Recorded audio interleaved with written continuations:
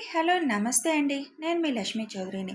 Welcome to mystery మధురిమలు Telugu audio stories. Brindavanam part 189తో మీ ముందుకు వచ్చేసాను. కథలోకి వెళ్లే ముందు ఎప్పట్లాగే రిక్వెస్ట్, వీడియోకి లైక్స్ హైప్స్ ఇవ్వండి, కథని సపోర్ట్ చేయండి యార్. ఇక ఆలస్యం చేయకుండా కథలోకి వెళ్ళిపోదాం.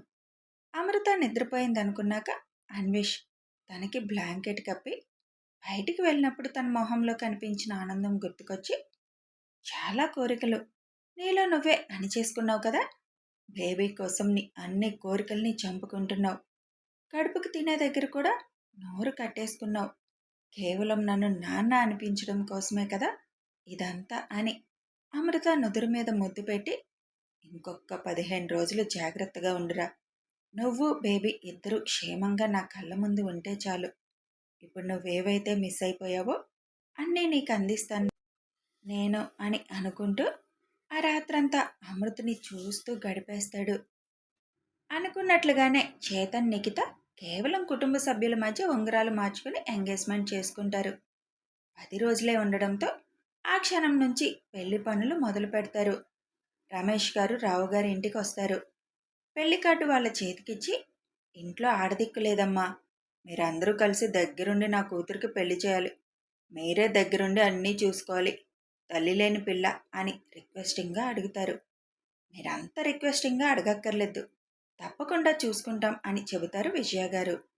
పెళ్లి షాపింగ్ కూడా నిఖితకి తోడుగా అన్వీని రుక్మిణిని పంపిస్తారు. పెళ్లి 2 రోజుల ముందు ఉంది అనగా ఆయన రిక్వెస్ట్ చేయడంతో నరసింహ గారు వాణి గారు అక్కడికి వెళ్తారు. పెళ్లి కూతుర్ని చేసేటప్పుడు, మిగతా కార్యక్రమాలు చేసేటప్పుడు ఉదయాన్నే వెళ్ళిపోతారు విజయ గారు రుక్మిణి గారు. అమృతని చూసుకోవడానికి ఐషు ఉండిపోతుంది.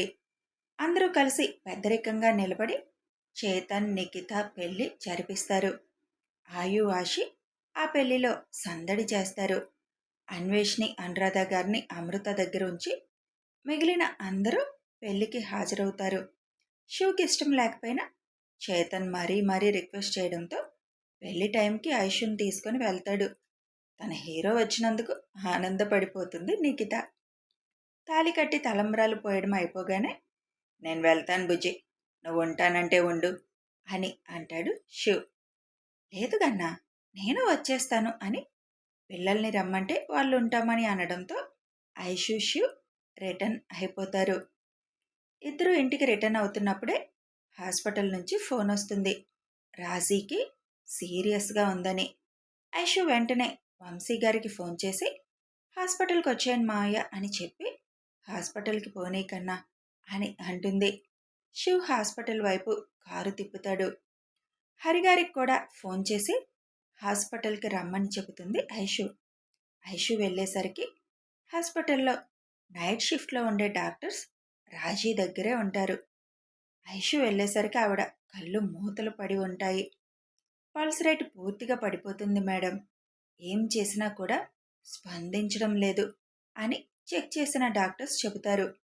ఐషు ఒకసారి మొత్తం చెక్ చేసి బయటకు వస్తుంది.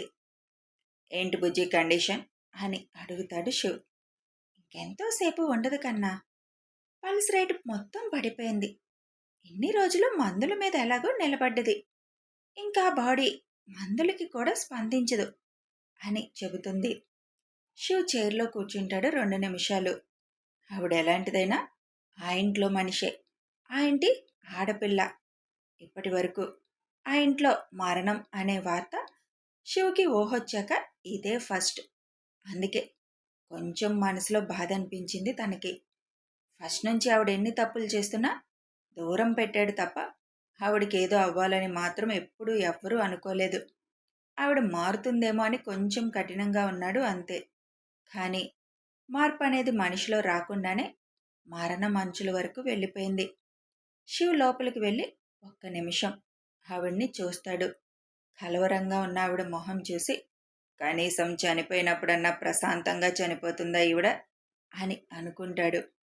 అప్పటికే హరిగారు కిరణ్ వంశీ అందరూ వచ్చేయడంతో హరిగారు ఒకసారి చెక్ చేసి, ఇంక నిమిషాల్లో ఉంటుందిరా ఆవిడ ప్రాణం, వాళ్ళ అమ్మాయికి ఫోన్ చేయండి అని చెబుతారు. నేను హాస్పిటల్కి స్టార్ట్ అయినప్పుడే ఫోన్ చేశాను, వచ్చేస్తూ ఉండుంటారు అని అంటారు వంశీ గారు. రాగిని రాగిణి భర్త, అత్త మామ అందరూ వస్తారు హాస్పిటల్కి. అదే టైంలో అనురాధ గారి భర్త రాగిణి వాళ్ళ నాన్నకు కూడా ఫోన్ చేస్తారు. చెన్నైలో ఉన్న ఆయన వెంటనే బయలుదేరుతారు. రాగిణి లోపలికి వెళ్ళి తల్లిని చూసి వచ్చి ఏ భావం లేకుండా ఒక పక్కన కూర్చుంటుంది. రాగిణి అత్తగారు రాగిణి పక్కన కూర్చొని తన భుజం చుట్టూ చేయి వేస్తారు. నాకంటూ ఉన్న సొంత బంధం తనే అత్తయ్య. తను ఎలాంటిదైనా పాతగా అనిపిస్తుందని ఆవిడ భుజాల మీద వాలి కన్నీరు పెడుతుంది రాగిణి. తప్పదు కదా, ప్రతి మనిషి వెళ్ళిపోవలసిన వాళ్ళమే, అయినా నీకు మేమందరం ఉన్నాం కదా అని ఓదారుస్తూ అంటారు రాగిణి అత్తగారు. ఎంతమంది ఉన్నా ఒక ఆడపిల్లకి సొంతమంటూ ఉండేది తల్లి తండ్రి తోడపుట్టిన వాళ్లే కదా. తండ్రి చిన్నప్పుడే దూరమయ్యారు, తోడబుట్టిన వాళ్ళు లేరు, ఉన్న ఒకే బంధం అమ్మ. ఇప్పుడు ఆ బంధం కూడా ఉండదు నాకు అని ఏడుస్తుంది. రాగిణి కూతురు తన నానమ్మ ఒడిలో కూర్చొని ఏడవకమ్మా అని కళ్ళు తుడుస్తుంది. చూసావా, నీ సొంత బంధం, నీ పేగు తెంచుకొని పుట్టిన బిడ్డ నీకుంది, ఎవరు లేరనుకుంటే ఎలా అని అంటారు రాగిణి అత్తగారు. అనురాధ గారు అన్వేష్కి విషయం తెలిసిన అమృతను వదిలి రావడం కుదరక ఇంట్లోనే ఉండిపోతారు. శ్రీ అన్వి పిల్లల్ని పెట్టుకొని వాళ్ళు కూడా ఇంట్లోనే ఉండిపోతారు. మిగిలిన వారందరూ మాత్రం రాజ్యం గారితో సహా హాస్పిటల్కి చేరిపోతారు. రాజ్యం గారు విజయ గారు లోపలికి వెళ్ళి చూసి వస్తారు ఒకసారి. అందరూ కొంచెం రాజ్యం గారి గురించి టెన్షన్ పడతారు, కానీ ఆవిడ ధైర్యంగానే మిగిలిన వాళ్ళకి ధైర్యం చెప్తారు. రాగిణి పక్కన కూర్చొని బతికినన్నాళ్ళు ఆ నోటి దురుస్తో ప్రశాంతత లేకుండానే బతికింది. చనిపోయే ముందన్నా మారుతుందేమో అనుకున్నా, మనిషిలో ఆ మార్పు అనేది రాలేదు. కనీసం చావులో అయినా ప్రశాంతంగా పోతుందేమో మరి. నువ్వు బాధపడకు, నువ్వు కూడా పిచ్చి పిచ్చి ఆలోచనలతో మీ అమ్మలాగా జీవితాన్ని నాశనం చేసుకోకు. నీ వెనక ఒక పెద్ద కుటుంబమే అండగా ఉంది, ఎవరూ లేరని మాత్రం అనుకోకు అని రాజ్యం గారు ధైర్యం చెబుతారు. అసలు తనకి చనిపోవడం ఇష్టం లేనట్టుగా కొట్టుకొని కొట్టుకొని ఎప్పుడో తెల్లవారుజామున రాజీ ఆత్మ రాజీ శరీరాన్ని వదిలేసి వెళ్ళిపోతుంది. హాస్పిటల్లో అన్ని ఫార్మాలిటీస్ పూర్తి చేసి చారిటీ దగ్గరికి తీసుకెళ్ళిపోతారు తనని. చివరి చూపు చూసుకుంటుందని అనురాధ గారిని కూడా పంపిస్తాడు అన్వేష్. వరుణ్ స్నేహ చూసొచ్చి వాళ్ళిద్దరూ అమృత దగ్గరుండి అన్వేష్ని కూడా పంపిస్తారు.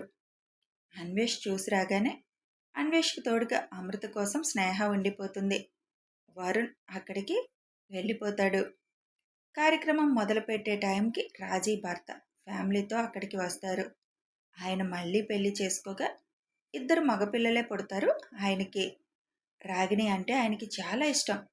చాలాసార్లు రాగిణిని కలవడానికి వచ్చిన తల బిరుసుతనంతో ఆయన్ని కనీసం పలకరించేది కాదు కూడా. ఇప్పుడు ఆ తలపొగరు అహంకారం లేకపోవడంతో తండ్రిని చూడగానే తన సొంత బంధం అన్న ఆలోచన లేక ఇంకేమో కానీ దుఃఖం పొంగుకొస్తుంది రాగిణికి. వెంటనే పరుగున తండ్రి దగ్గరికి వెళ్ళి తండ్రి గుండెల మీద వాలి ఏడుస్తుంది. ఏడవకరా రాగిణి, నీకు నేనున్నాను అని ఆయన రాగిణి తల నిమురుతూ చెబుతారు. ఆయన రెండో భార్య కూడా రాగిణిని ఓదారుస్తుంది. నీకు మీ నాన్న మేము ఉన్నామమ్మా, నువ్వేం ఒంటరిదానివి కాదు అని ఆవిడ చెప్పగానే అంత ఏడుపులో కూడా రాగిణి కొంచెం ఆశ్చర్యపోతుంది. ఇక జరగవలసిన కార్యక్రమం మొదలు పెడతారు. మీకేం అభ్యంతరం లేకపోతే నా పెద్ద కొడుకు తలకొరివి పెడతాడు, కొడుకు వరుస అవుతాడు కదా అని రాజీ భర్త అందరినీ అడుగుతారు. తనకిష్టమేనా అని రాగిణిని అడుగుతారు అందరూ. నాకేం అభ్యంతరం లేదు అని అంటుంది రాగిణి. అందరూ తుది వీడుకోలు ఇవ్వగా ఆవిడని చివరి ప్రయాణానికి అక్కడి నుంచి తీసుకుని వెళ్ళిపోతారు. తలకొరివి పెట్టడం కూడా అయిపోగానే అందరూ అక్కడి నుంచి బయలుదేరుతారు. రాగిణి దగ్గరికి తండ్రి వచ్చి, నీకే అవసరం వచ్చినా నీ తండ్రి ఉన్నాడని మర్చిపోకురా. నీకు నేనంటే ఇష్టం ఉన్నా లేకపోయినా నాకు మాత్రం నువ్వంటే ప్రాణం. నాకున్నది ఒకే ఒక్క ఆడపిల్లవి నువ్వే, అది గుర్తుపెట్టుకో అని అంటారు ఆయన. అప్పుడప్పుడు నన్ను చూడటానికి వస్తారా అని బాధగా అడుగుతుంది. అప్పుడప్పుడేంట్రా, ఇక ఎప్పుడూ నిన్ను చూడడానికి నేను వస్తూనే ఉంటాను అని అంటారు ఆయన.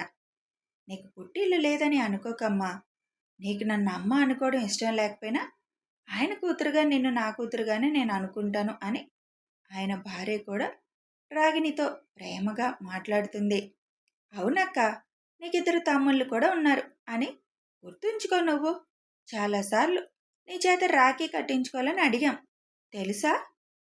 కానీ నువ్వు మారలేదని, మమ్మల్ని యాక్సెప్ట్ చేయవని నాన్న చెప్తూ వచ్చారు మాకు. ఇప్పుడు మమ్మల్ని యాక్సెప్ట్ చేస్తావు కదా అని ఇద్దరు రాగిని చెరోవైపు చేరి అడుగుతారు. వాళ్ళిద్దరినీ హత్తుకుంటుంది రాగిని. ఇన్నాళ్ళు తనేం కోల్పోయాను అన్నది ఇప్పుడిప్పుడే అర్థం చేసుకుంటున్న రాగిని ఇక నుంచి తను ఇలాంటి ప్రేమలు ఏవి కోల్పోకూడదని నిర్ణయించుకుంటుంది. అత్తయ్య, నాన్న వాళ్ళని మన ఇంటికి తీసుకురానా అని అడుగుతుంది. అది నీ ఇల్లు రాగిని, నన్ను పర్మిషన్ అడగవసరం లేదు అని అంటారు రాగిని అత్తగారు. పదండి మన ఇంటికి వెళ్దాం అని అంటుంది వాళ్ళందరితో. రాగినిలో వచ్చిన మార్పు చూసి అందరూ సంతోషిస్తారు. రాజీ మారకుండానే వెళ్ళిపోయిన ఎంతో భవిష్యత్తున్న రాగినిలో మార్పు అందరిలో కొద్దిగా సంతోషాన్ని ఇస్తుంది. అక్కడి నుంచి అందరూ ఇళ్ళకి చేరుకుంటారు. మొదటి నుంచి వాళ్ళందరితో కలిసి ఉండటం వల్ల అందరి మనసులో కొద్దిగా మనలో ఒకరిని కోల్పోయామే అన్న ఫీలింగ్ అయితే ఉండిపోయింది. ఐషు మాత్రం కూర్చొని ముందు రోజు జరిగింది గుర్తు చేసుకుంటుంది. చెకప్ కని ఆవిడ దగ్గరికి వెళ్ళిన ఐషుని ఆవిడ కనీసం చూడడానికి కూడా ఇష్టపడలేదు. పైగా అంత ఓపిక లేని టైంలో కూడా నువ్వు నన్ను చెకప్ చేయకు, నేను నిన్ను నమ్మను అని అంటుంది రాజీ. ఎందుకు పెద్దమ్మ, అసలు నేనంటే మీకు అంత కోపం అని అడుగుతుంది ఐషు. తన స్థితికి తన ప్రవర్తనే కారణమన్న విచక్షణ మరిచిపోయి, వాళ్ళందరూ నన్ను అసహించుకోవడానికి కారణం నువ్వే, నన్నందరూ దూరం పెట్టడానికి కూడా కారణం నువ్వే, అందుకే నువ్వంటే నాకు కోపం, పో ఇక్కడి నుంచి అని అంటుంది రాజీ.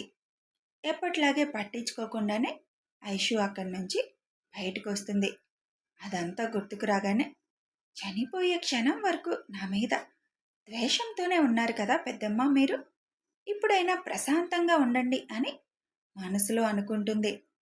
శివ వచ్చి ఐషు పక్కన కూర్చొని, కొందరి గురించి ఎక్కువ ఆలోచించడం కూడా అనవసరం, మనం చేయాల్సిన బాధ్యత ప్రకారం మనం చేసేసాం, ఇక అక్కడితో ఆవిడ చాప్టర్ క్లోజ్, నువ్వు ఇంకా ఆవిడ గురించి ఎక్కువ ఆలోచించొద్దు అని అంటాడు. చివరి క్షణం వరకు ఆవిడికి నా మీద ద్వేషం మాత్రం పోలేదు కన్నా, అదే కొంచెం బాధగా ఉంది. హాల్లోనే ఉండడంతో అందరూ ఆ మాట వింటారు. అసలు ఆవిడ గురించి నువ్వు పట్టించుకోక ఐషు, ఆవిడేమైనా చిరునవ్వుతో ఆవిడ్ని రక్షించాలని చివరి ప్రయత్నం వరకు పోరాడావు. నువ్వేంటి అనేది అందరికీ తెలుసు, ఆవిడ మాటలు పట్టించుకోవాల్సిన అవసరమే లేదు అని అందరూ చెబుతారు. లీవ్ ఇట్, ఇక అసలు ఆవిడ గురించి నువ్వు తలుచుకోవడం కూడా వద్దు. కొందరు తమ తప్పుల్ని ఒప్పుకోవడం చేతగాక ఆ తప్పుల్ని పక్క వాళ్ళ మీద చూపిస్తారు. ఆవిడ చేసింది అదే, ఇక ఇంట్లో తన టాపిక్ ఎవరు తీసుకురాకండి అని చెప్పేస్తాడు శివ్. 4 రోజులు మామూలుగానే గడిచిపోతాయి. రోజు ఉదయంలాగే ఆ రోజు కూడా అమృతని చెక్ చేసిన ఐషు కిందకొచ్చి, అమృతకి ఇంక డెలివరీ చేసేయాలి అత్తయ్య అని ముగ్గురు అత్తలతో చెబుతుంది. ఏమైందిరా, ఏమైనా ప్రాబ్లం స్టార్ట్ అయిందా అని అడుగుతారు విజయ గారు. ప్రాబ్లం స్టార్ట్ అవ్వకముందే మనం తొందరపడడం మంచిది అత్తయ్య, ఇవాళ తీసుకువెళ్ళి అడ్మిట్ చేసేద్దాం అనుకుంటున్నాను అంటుంది ఐషు. ఇవాళ వద్దురా, మరీ అమావాస్య, ఈరోజు డెలివరీ ఎందుకులే, ఈ ఒక్కరోజు ఆగు అని అంటారు విజయ గారు. మరీ అమావాస్య రోజు ఎందుకులే అని ఐషు కూడా సరే రేపు ఉదయాన్నే తీసుకుని వెళ్ళిపోదాం అని అంటుంది. ఆ రోజంతా అమృతకి ఇష్టమైనవన్నీ కొద్ది కొద్దిగా తినిపించమని చెప్తుంది ఐషు. అలాగే అని అమృతకి ఇష్టమైనవన్నీ కొద్ది కొద్దిగా పెడతారు ఆ రోజు.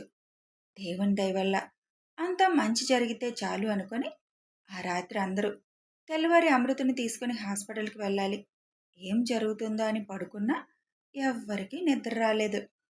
తెల్లవారుజామున 2 గంటలప్పుడు అమృతకి వాష్రూమ్కి వెళ్లాల్సి వస్తుంది.